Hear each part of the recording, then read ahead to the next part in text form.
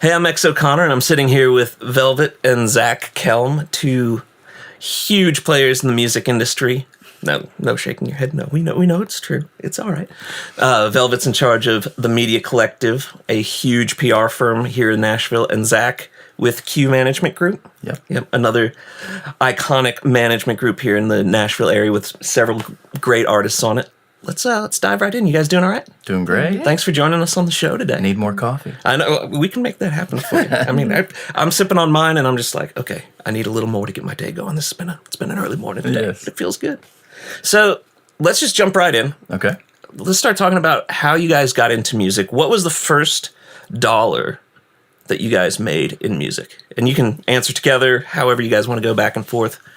Go ahead. Dollar? The first dollar you made in music. I was hired in PR at Star Song Records by Jeff Mosley. Okay. And I had been doing a summer internship. And I had transferred from a school in Oklahoma to Belmont. And he hired me, now that I think about it, he hired me part-time. It's kind of during the internship, and then it became full-time after I graduated. So that would be when I earned my first dollar. That's awesome. Jeff Mosley. The name brings me back to the day. Yep. That's awesome. Great guy. And you still work around him some, right? Yeah, we still do a lot of stuff with his label, with Fair Trade. Because you guys have Mercy Me, right? Yep. That's awesome. Mm-hmm. Yeah. What about you, my friend? I won't repeat my story since I kind of gave some of it last time, but I was a college promoter at a little liberal arts school in Missouri, and came here to work for a manager in 1997. And that was my first dollar. The first dollar. Would have been April, May of 07. All right. Yeah. That's incredible. So what was it after those first dollars were made in music? What was there like a turning point that then enabled you to go full time, like just fully immersive into music? I know with you guys being more on the business side of things, sometimes there's a clear path defined for you, whereas some artists, it's like, well, I was a guitar player and then, suddenly, I was picked up by, a publishing company or whatever. But was there a turning point that enabled you guys to just go full-time music's all you're doing? Yeah, for me, when I graduated college, I moved here almost straight away. And so the moment I showed up here and started my first week on the job, and being on the business side, it's more clear-cut. You're either on a payroll or you're contract label or on part-time or you're not. So for me, when I showed up that first week, I think in May of 07, it was full-time from that point on. That's awesome. So yeah, for me, it was probably similar. I was being part-time for the entire senior year of college. And then when I graduated, they hired me full-time. So that's awesome. It was full speed ahead. So, and we don't often get many husband and wife power couples on here. Can we talk a little bit about how you guys came together, and do you guys work together a good bit? I know we've worked with stuff that both of you have been involved with. What's it like, kind of working in the industry as a couple, but as, people with two powerful companies? We love it. That's great. I mean, I think we're fortunate. We like being around each other. So, we are married. That's right. But I mean, some people, even if they have a great marriage, couldn't work in, be around each other 24/7. Yeah. Our companies work out of the same space. We do it together every day. So it is the sense that we're in the same room every day, 24/7. Was there anything you guys did to kind of was there complications with that initially? Because I mean, it's no. I mean, it was probably the most different for me because when you started Q, at least you worked out of your house. I'd always had an office, and so I was not sure how that was going to feel when we first merged in the space sense and shared space. So it's all David Smallbone's fault. It was great. David, if you're watching this, see what happens? So talk to me. What did David do with this? Well, when I graduated college and went to work for David, we worked in his house. Okay. So his office was literally a couple bedrooms at that time. Yep. And eventually we grew out of that and moved into an office space. But for most of the time that I worked for him, we worked out of his house. Man. So it's become a kind of a comfort zone. Yeah, that's right. Like, at that point, they lived on a farm and I'll never forget one of the funniest stories. We were at a Thanksgiving thing with them and we had to leave because we have young kids and we didn't have a babysitter that could stay, but they were like, hey, tell some of your fun stories from back in the day. And so I didn't get the chance to tell mine, but I'll tell it now. So one of my craziest and most fun stories when I worked there is that it was in the house and they had a farm. So they had chickens like going everywhere. So you'd be on, someone on the other side of the world who thinks you're setting in, Music Row office. And right outside is a rooster crowing and whatever going on. And so I'll never forget, we had a promotions guy named Tim Kardashian, and he kind of did promotions and such for tours. And one day bad day, I don't know. I just remember he turned all red in the face and he was like, I have had enough. And he goes storming out of the room, out the back door, and I look out the window, and Kardashian's chasing the chickens around the yard.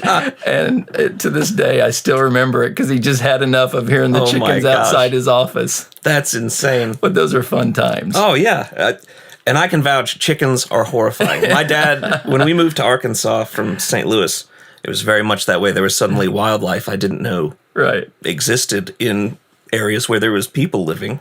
And it was roosters crowing is a real thing. Yeah. And they do it far earlier than you think. But what's really funny is that, David's daughter was a gold selling artist at that point. David's kind of he's been in management for a long time. He's had many successful clients and family members who became successful. Someone on the other side of the phone would have never known that we were sitting in a bedroom with chickens on the other side of the wall. That's what's really funny about it all. I love it. So what I was really excited about talking to you guys about is that you guys work on a side of the business where it's more of a mystery to up and coming like artists and writers. Like, especially today with social media and like trying to build your own brand, that's like a hard thing for a lot of aspiring musicians and artists to kind of grasp, the importance of having followers and interacting with your audience and engaging your audience. So can you guys kind of tell us or tell our viewers how each of your different, professions helps artists in that aspect, or what you can do for artists as they're coming up? Like, why would they need to seek out management or PR? You're better to go first. Well, I think PR is key in kind of I can't talk. Do you edit these? It's just light chopping here and there. I think it's key in kind of encapsulating what it is you want to say, how you want your message to get out there when you are not singing or performing, or sometimes when you are because you're talking as well. But I think PR can help kind of define the brand in some ways, the message. There's so many outlets and avenues that you can go down. It can kind of help diversify it to an audience who you are. So I think it's a huge part of kind of creating who you are and what you want people to see and know about you. Are there steps that artists and writers and stuff like that can be taking to like prepare themselves for working with people like yourself? Like, are there initial things you would look for in people coming to you for help that you'd be like, I'd love for this to be kind of the foundation to build off of? Like, what can they be doing proactively to kind of help establish themselves? So much of it is a story. To me, that's where it always starts. And whether you're an independent artist or you are, on a major, it's all about the story. Yeah. So it's having something to talk about beyond just, my socials are huge or, whatever. I have a hit song. That's obviously great. But what is it you're trying to say? What are your life experiences? What creates the story of who you are, who your band is? Yeah. So to us, that's where it starts. Yeah. So, because like pictures of your dinner can only go so far, right. Before it's like, there needs to be a little more. Yeah. What are you passionate about? What pushes you? What drives you? What's gotten you to where you're at so far? Do you have advice for people that are trying to find that in themselves? Like, I know we've talked to some, writers that are like, for me, the way I discovered my voice was like going and just abstractly writing for 20 minutes and just like pouring thought out continuously and just kind of seeing. Like, do you, when you're working with artists, are there exercises they can be doing to kind of like help focus in on what their message is or their thought process behind writing and stuff like that? I mean, I can't really speak to the songwriting part of it as much. That's not really my department. But even just as artists developing their own story and stuff, or their vision for what they want to do with their career. It is where, if they're writers, it is where the songs come from. Or if it's not even their song, but what inspired them to want to record that song. Yeah. What in that. Where'd you find yourself in that? Yeah. How did you grow up? What was your childhood like? Or depending on your age, college or other life experiences, relationships, just kind of all of it. Like think through what is it that makes you tick and why are you here? Mm-hmm. Not just here as an artist, but here. Yeah. Period. That's awesome. Yeah. And then from the management side, we coalesce all of those, the aggregate of all of those things together and help an artist. And managers can manage writers as well and help them, build whatever platforms or goals that they want to accomplish. So managers will take you from being on an island, if you started out by yourself, and then helping put the team around you and the strategies or whatever it is you're trying to ultimately accomplish. We help put the puzzle pieces together to make them all fit and the landscape be clear then. So in the years that you guys have been working in this industry, how has the landscape kind of changed based on where you guys began when you first entered to where it is now? Because with all the streaming and all of that, artists coming up are just like, they're so confused with what they need to be doing. Like, do I need to make a record, or do I need to just be pushing stuff out like every few months or every, couple weeks, or... it's just like, how do you guys kind of keep up with it, and how has it changed for you guys? I was just literally saying yesterday, I can't even recall who I was meeting with, but we were just talking about when I started, 20-something years ago, everybody, you would have a major that would have lots of imprints that were all encompassed into a major. So if it was Warner Music Group, then you had Elektra, and you go down the line, Atlantic, you had all of the different... And each of those had full-fledged promotional marketing, digital. Digital didn't necessarily exist in the same way at that time, but they all had full-fledged teams. Yeah. Well, with Napster and all the things that ensued after that, you basically had imprints that all folded into whatever the major that they wanted to consolidate. Everything's consolidated into one, as well as all of those teams consolidated. So it used to that each team would have its full, personnel that worked those individual genres or artists. And now the same team is working many times. The same team is working, or parts of the same team are working the different imprints that still have rights to those artists and working those artists. And so for managers, at least in my field, it's meant that we many times end up doing a lot of that front end work. I'm not saying that labels aren't developing, because they certainly are. There's certainly labels doing development, but there's a fine line between finding that space that a label is ready to jump in, that there's enough happening, that there's enough development already happen, that they then can put their resources that they have behind it. I'm finding that management companies and teams are building more of that today to the place that a major steps in. Whereas in the past, because you had lots of teams with full operations happening, more bandwidth, you could bring a more introductory level artist with maybe not as much happening at that point, but the building blocks were there. You could see that they could write hit songs. All the things that we look at on both sides of the fence. Today, you've got to go a little bit further in before you can get there. Was that a skill set you kind of had to evolve as it's been like progressing over the years? Yeah, I think ultimately all of us just kind of lean into as things change. Sometimes you're on the front of things, and sometimes you're leaning in because there's no choice other than to lean in. Okay, this is how it's going. I've got to adapt and move towards that. I would say that ultimately happened as both of us have been doing this for a while, as we saw, lots of teams and friends start moving out of the business, doing completely different things, and realizing, okay, this is consolidating for this period of time. We've got to figure out how to work in this landscape. So.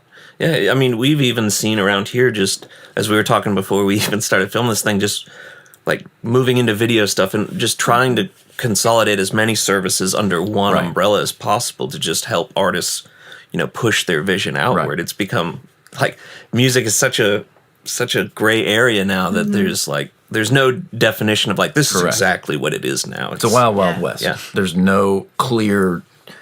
It used to be there was a much more clear path on how you could on-ramp something. Yeah. Now it's happening across multiple different platforms and in ways you wouldn't have necessarily known to have thought about 20 years ago. Yeah. So.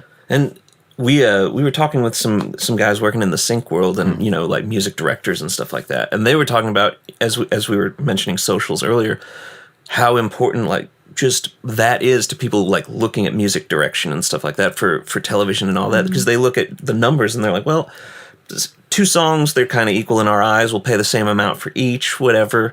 This person has 100,000 followers, so that's pretty much 100,000 free ads if we put their song in this or whatever. And this song's just as fine, but it has like 800 followers on the account. So it's just shocking how it can just break down that far. It was like just the importance of building up those things. So for you, how has it kind of changed for you as this, especially with social media, just exploding? PR is drastically changed, just like everything else. I mean, even just from how we pitch or how we communicate. I mean, I remember faxing. Yeah. And like actually calling people, and not that we don't call people now, but everything's so much more email, instant, Facebook messages, texting. It's so drastically different now how you communicate, and there's more ways to communicate than there was before, but it's more jumbled now too, and kind of getting people's attention through all that communication is challenging. So we used to actually physically mail product too, and now we still mail it sometimes, but most of the time it's digitally sent as well. So and the outlets have changed a lot. There's hardly any print outlets anymore. There are some still, but you used to have to work way ahead of time because their lead time was 6 months, or more. Now with the most everything being digital, it's couple months out at the most, so that's all changed. What hasn't changed is that you still need a good story. And that's, I think, a lot of times what helps you get through the muddle. Good music obviously helps too. But pretty much everything else has changed. So talking about cutting through the noise and all the muddle, are there specific places up and coming artists should be focusing like their energies? Because like we're saying, there's so many different aspects of everything now. Have you guys seen things that are working specifically for artists that you guys are working with, that like these avenues seem to be more effective for cutting through the noise rather than just like spreading yourself completely thin and trying to lightly touch in all these different aspects? I mean, socials are the main thing. Have you seen any social, like anyone that's specifically better? Like, I know there's some people that just really love Instagram rather than Twitter, or Facebook with the Facebook Live aspect, but now I guess Instagram's putting their own live twist on it. Are there any that the reach is better, or that you guys get into analytics or anything like that? I know we as a company, we're just always like, oh, who's watching what, when's this connecting with who? And it's just like, if we're just a production company, I can't imagine what it's like for an artist that like this is your immersed life. Like, not only do you have to create, but you have to sit here and be like, they watched for 37 seconds. This person watched for that. Like, what do I have to do? You can speak to that better. Yeah, I mean, I think most of the time, depending on what level of artist and where their socials are at, they can tell, how many retweets are they getting? How many people are commenting back to them? They can kind of tell which platform is connecting in what they're doing. Most of my artists, when they put something out, they'll recognize, okay, hey, you know what? I was really getting a response to this on this particular platform. And that changes, as we all know. Like, Facebook was king, and, you go back, all the MySpace used to be king, So there are platforms that kind of come and go, and those seasons can also bring, like, renewed effort or energy in that platform, and so you end up kind of moving into that as its king for the moment. But ultimately, I think artists end up, because it's their story. and it's people resonate with that story, and so they react to it, Yeah. and they can kind of get a gauge of, and of course we see it as well. I'm not saying that we don't notice, because we do, but they know because they get the responses back. So for me, what I would say is that obviously socials are important, and then there's all these new on-ramps that didn't exist, like in what Spotify's doing now, and their emerging artist kind of platforms, and in the new music kind of platforms.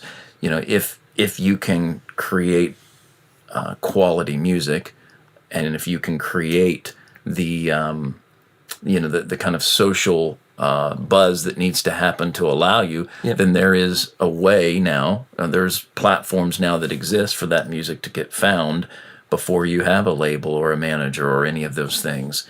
And you can be, some artist or some band in, middle of nowhere, and suddenly everybody in the industry is noticing because it starts working on a platform that didn't exist before. So that's just one example. No, that's awesome. That's great. So let's jump in now. We're going to hit into what we call the Full Circle 5, which is kind of like a rapid fire thing, but it doesn't have to be super rapid. You can answer as thoroughly as you want to. But it's just 5 questions we ask everybody. Great. So first question is there a book or a record that you recommend to everybody? For me, there's probably a few. So I'm a huge Garth Brooks fan. Okay. I've loved his music pretty much from when all of America and the world started hearing about him. So for me, No Fences, going back to some of his early music is one of the records. I mean, I like pretty much every record he put out. Yeah. But that was kind of the record for me that I can just remember being in high school. I have this one memory of one of my best friends in high school is a guy named Bobby Ford, and I remember he and I laying on the trampoline in the middle of the summer, listening to No Fences, probably singing it to the top of our lungs. I don't recall that part, but for me, that was one of those records. From a book standpoint, there's been a few. Like years ago, Malcolm Gladwell did The Tipping Point, which was just a really formative book for me, and in kind of what was happening in some of my clients' careers at that point. We really leaned into that kind of, the thought process of his book. A friend of mine wrote a book recently. I'm not completely finished with it, but I've loved it, called Good Faith. And it's a really great read. A few years ago, Francis Chan wrote the book Crazy Love, which really loved that book. So there's a few. Music, there's probably not just one for me. I was the one like in high school and college and stuff that would always force people into my car and make them listen to stuff, but there's so many. I would say Unforgettable Fire, U2. Yeah. That was my first real concert as well. But just, talk about a band who knows who they are, and made amazing music. So, and they're still at it, which is pretty crazy. Yeah. So that's definitely one for sure. I was an 80s girl though, so Def Leppard, Thompson Twins, Duran Duran, all that. That's awesome. So, all that, not a whole lot of, deep, other than U2, not a whole lot of necessarily deep thinking stuff there. But it's rock and roll, Come on. Do you have any books, favorite books you'd recommend? Since having kids, I haven't read hardly anything. But Crazy Love would definitely be impactful for me too. Yeah. Because that really can affect every aspect of your life, obviously. So, that might be the last full book I actually read. I wish I didn't say that, but that's true. So. I hear it. Audible has been my saving grace because I live like 40 minutes from here. So, at the end of the day, it's like my ears need a little break from the music. So, Malcolm Gladwell's been, I've been going through all of his stuff, Tipping Point, Outliers, all that stuff. It's nice to get a couple, 40 minutes of a little education or something and a little inspiration.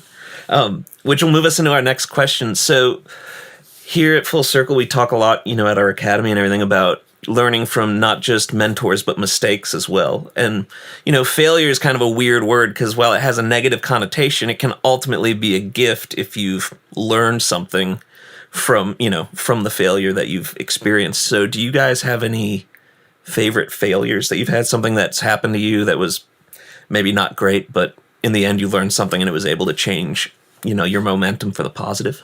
Yeah, I mean, for me, I think many times some of our life circumstances and the failures in that aren't necessarily at the time you don't realize is like a business failure. Yeah. But in that it changes the direction of your life, which in turn changes the direction of your business. Yeah. And I've had many of those. And hindsight's always 20/20. Yeah. So in the time you're like, oh my gosh, what does this mean? Yeah. And later you look back and you realize that out of your woundedness, if it was a wound, or out of your failure came new life, came this new direction. The failure caused you to pivot into something that you either one chose or two had no choice over. And so for me, there's been a couple of those in just life things that have happened. And in retrospect, I realized, okay, at the time that was not pleasant. I had no idea what was happening, but it really changed. It pivoted my whole life. And so I think of two, before I was even in the industry, I came from, so all the things that I've developed that have become kind of who I am came out of things in my childhood and through high school and such. And so my parents were successful in a certain type of business. And so I learned event planning, and I learned, lots of details and organizational skills and such, and really prepared me for what I do today. I remember that all the way growing up, I had been kind of told, like, hey, we're doing this because you're going to go to college, and the kind of the things we in America here, like, these are the things you need to do to ultimately lead to success. And I remember I got to my senior year, and my parents asked me not to go to college, to stay and work in their family business. And I wanted to honor my mother and father. Yeah. It wasn't necessarily what I had been preparing for. And I really wrestled with it. I really prayed about it. And I was just like, I don't understand, but I feel like I have to honor my mom and dad. I made the decision to do that. And ultimately, it led to a failure that I was trying to honor them. Yeah. It wasn't where my life was going and what I was supposed to do. And in that became a very hard year of just trying to wrestle with what I was supposed to do. So it culminated into that not working. And in the failure of that, it caused me to pivot. And I ended up going to the university that led me to being a concerts chair that led me to Nashville. Yeah. And so had that year not happened, and had that it was a really hard year, but had that not taken place, and the failure of trying to lean into what my parents wanted for me, then maybe I wouldn't have went down the road I went down. So that's a perfect example. Yeah. The time was very uncomfortable, and I didn't know what ultimately was going to come out of it. But, in the end, it led me in a path here. So that's kind of a life example. In business, I remember right after I started Q, I was managing Skillet. Things were starting to happen there. They had signed to Lava. We were starting to have some success. And anytime you have success, you're going to get other people that want to come talk to you about doing X, Y, and Z. And I remember at that time, I came across an artist that I just really loved. To this day, I really love that artist. And I thought they had something special. And in the end, they did have something special. And we tried to go down a road with that artist, and I was possibly looking at partnering with someone else on managing that artist. And then for whatever reason, at this point, I can't even remember why it unraveled. But it did. It unraveled, and they decided to do something else, and I decided not to end up doing this partnership. And that was a mutual thing. And out of that, it kind of stung in the sense that you're thinking, okay, wait a minute, I thought I was headed in this direction, and suddenly I wasn't. And so I had to step back and go, okay, why didn't that work? Yeah. What in how we approached that didn't that work? And in the end, I realized that my strengths were in who I am.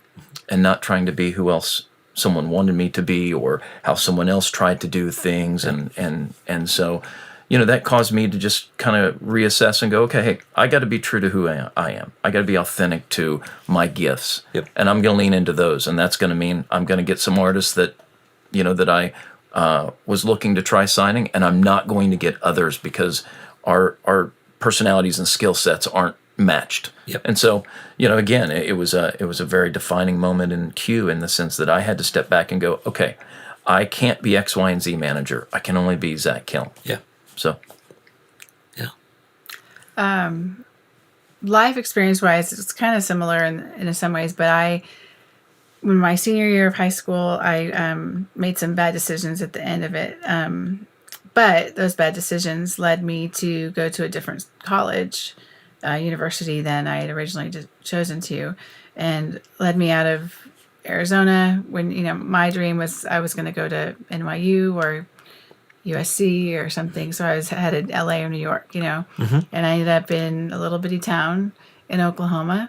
But I know if I had not ended up there, things would be very different. And I was able to see things clearer in that environment. And definitely things were very clear quickly what I wanted to do and what I felt like I should do as far as music and the mix of journalism and music and writing and all that. And it led me obviously ultimately to Nashville. And I don't think that ever would have happened if I had not made that choice.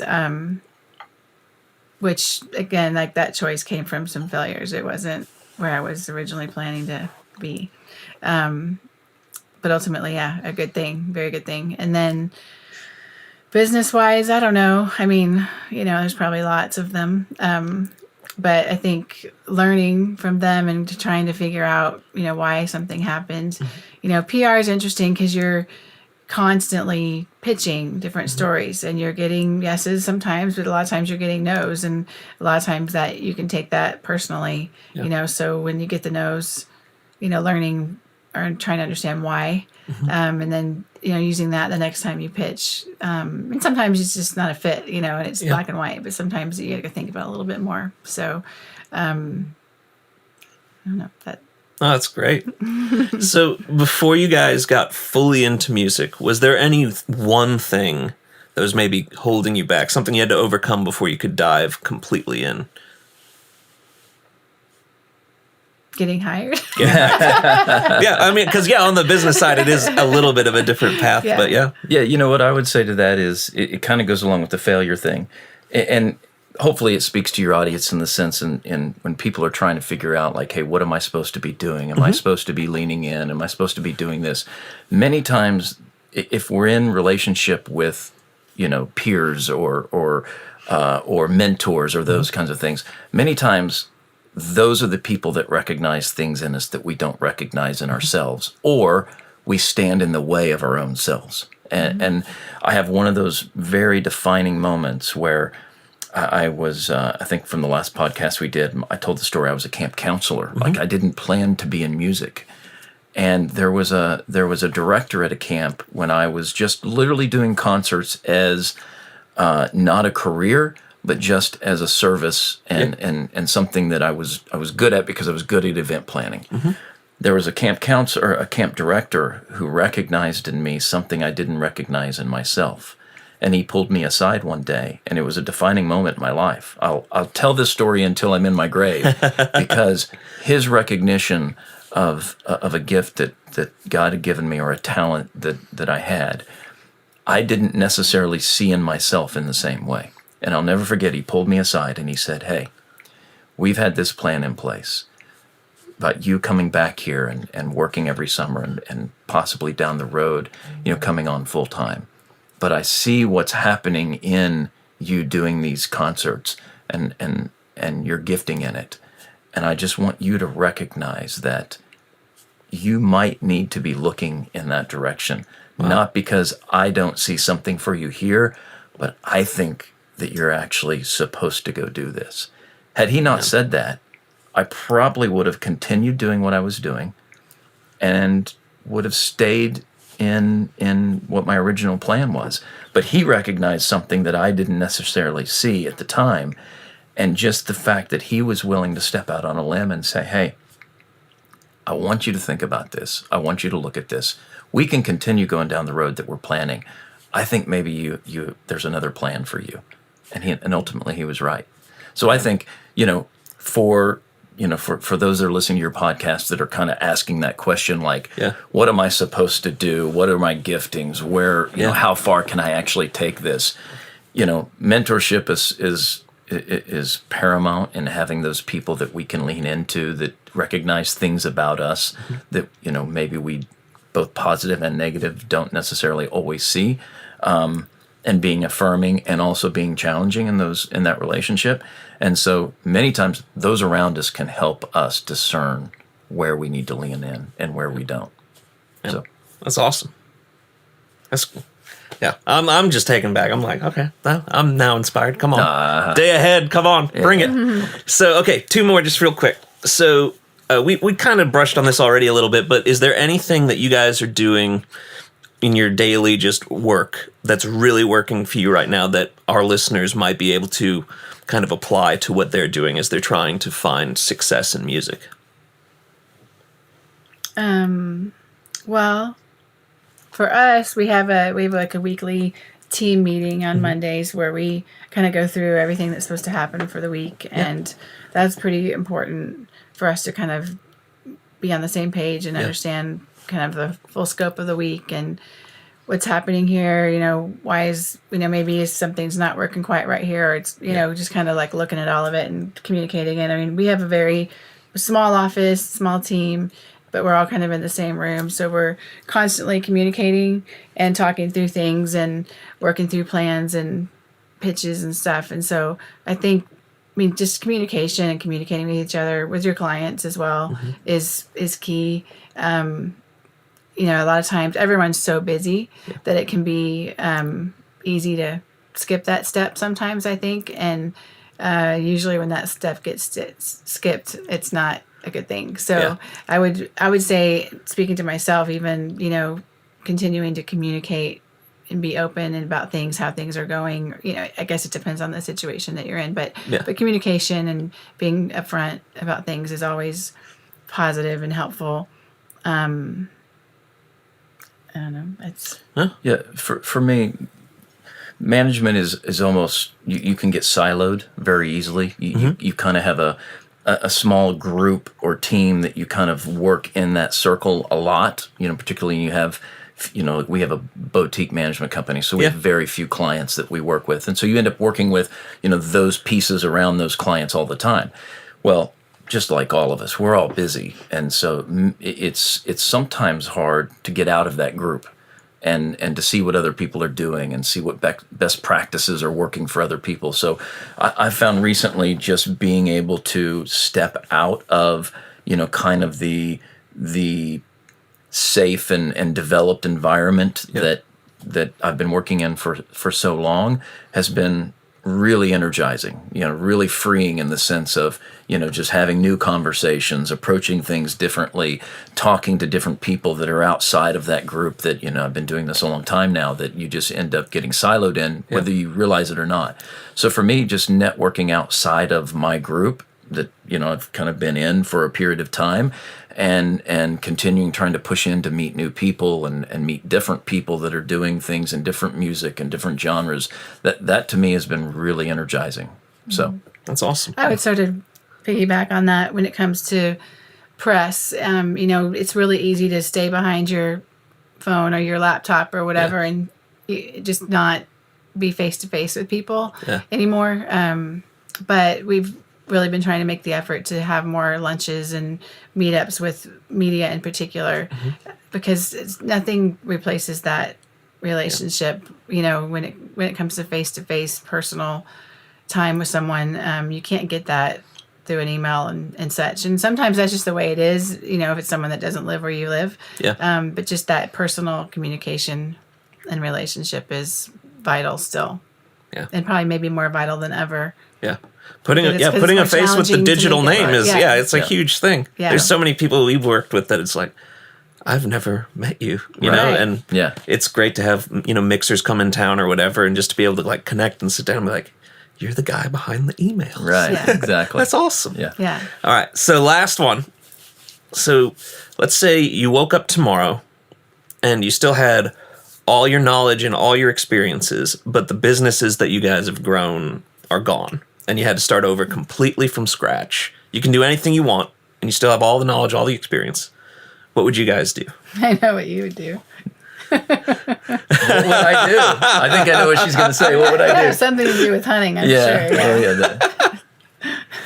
Yeah. I mean, I'm kind of doing that right now in some sense. So I've been in certain genres of music for a long time, and recently I stepped into a new genre of music. And when you do that, you have all the knowledge and all the experience, but you're completely on a new playing field. Yeah. New players, new relationships, and all of those people all have worked together in their respective genre as well. And so, I kind of am doing that as we speak. And ultimately, at this point, doing this for 20-something years, I'm loving it. Yeah. The challenge of it invigorates me. Because I'm not a person to back away from that. I'm kind of like one to lean into it. So many times being able to do that is really energizing, and it brings about new perspectives that can also re-energize what you're already doing. And I'm not a guy that needs to lack energy. I literally love what I do. And so I could work 24/7 and literally not get tired. I just don't get tired. And I just love it. But now I'm literally doing what you're saying. Like, I have 20-something years of doing management and growing artists' careers and, being in community with artists, which I love. They're some of my best friends. You do life together. You grow up together. Yeah. And now I'm starting all over, really. I might as well be 22 and trying to figure out, okay, who is here and who is there and how do I need to connect all of it? Yeah. And so it's fun. That's awesome. And if I was completely out of music, I'm a big outdoorsman, as my wife said, and I would find a way to leverage that into hunting in some form or fashion. So she is right. I love it. Many times. And again.